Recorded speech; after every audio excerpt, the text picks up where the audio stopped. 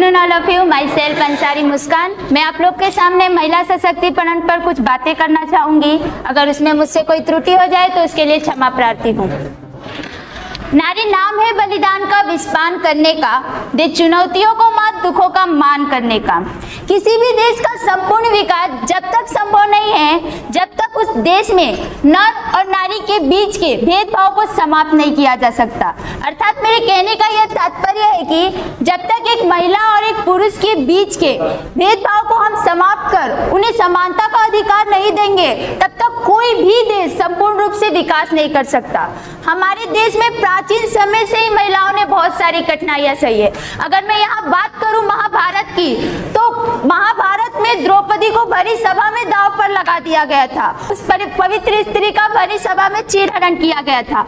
वाह रे पुरुष प्रधान समाज, तुम अपने लिए हम बहनों, बेटियों, स्त्रियों को जुए में दांव लगा देते हो, लोगों के कहने पे उनसे अग्नि परीक्षाएं दिलवाते हो। हमारे देश में बेटियों के पैदा होने पे मातम मनाए जाते हैं। अगर बेटियां पैदा होते हैं तो उन्हें मार देते थे। अरे पैदा होने तक की तो छोड़ो, उस नन्ही सी जान को तो माँ के कोख में ही मार देते हैं। और वहीं दूसरी तरफ अगर समाज में बेटा पैदा हो तो खुशियां मनाई जाती है, घर घर मिठाई बांटी जाती है। इतना भेदभाव क्यों बेटी और बेटों के बीच में?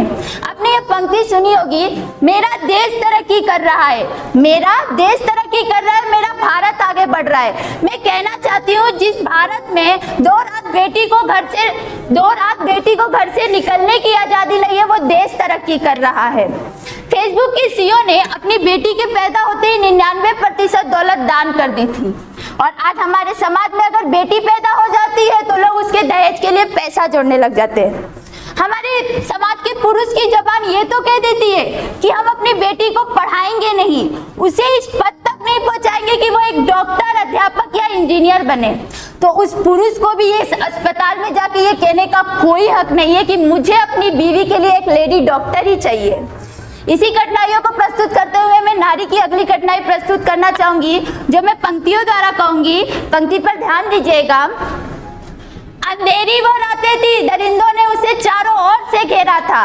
अंधेरी वो रातें थी, दरिंदों ने उसे चारों ओर से घेरा था। रे एक ने उसके मुंह पे हाथ रखा था तो दूसरे ने उसका आंचल खींचा था। वो तड़पती रही, कहती रही, कोई मेरी मदद करो, कोई मेरी मदद करो। अरे अंत में उसकी चीख भी उससे रूठ गई। मैं पूछना चाहती हूँ उस समाज से, क्या इतनी अंधेरी वो रातें थी कि कोई उसे देख ना सका? क्या इतनी सुनसान वो रास्ते थे कि कोई उसे सुन ना सका? ऊपर से बाहर समाज, तू उन दरिंदों को सजा देने के बजाय ये उस लड़की से पूछता है, क्यों निकली थी तू इतनी रात को बाहर, क्यों नहीं था तेरे साथ कोई?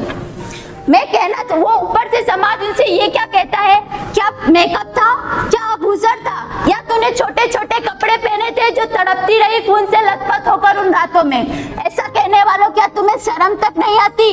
कल गलती आपकी भी हो सकती है और रोड पे बेइज्जत होने वाली बहन और बेटी उससे पहले कल आपकी भी हो सकती है।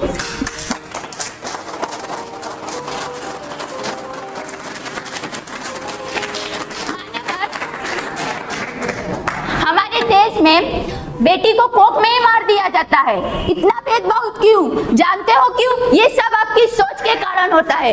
उनके अधिकार छीन लिए जाते हैं, उनको बीच चौराहे पे गालियां दी जाती हैं, उनको उनके चेहरे पे तेजाब फेंके जाते हैं। ये सब आपकी गंदी सोच, आपके चलने बोलने के नजरिए से होता है। और ये सब जब तक आप अपने देश का संपूर्ण विकास चाहते हो तो आपको अपनी ये गंदी सोच, चलने बोलने का नजरिया बदलना पड़ेगा।